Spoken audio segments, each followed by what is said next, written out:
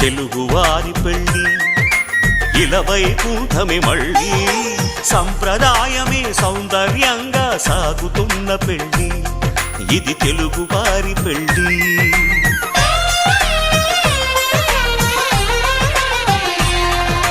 తెలుగువారి పెళ్ళి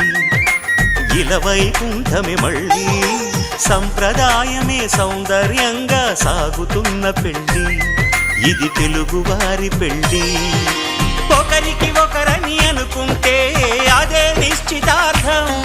ఆ నిర్ణయానికి తలవంచడమే పెళ్ళి అంతరార్థం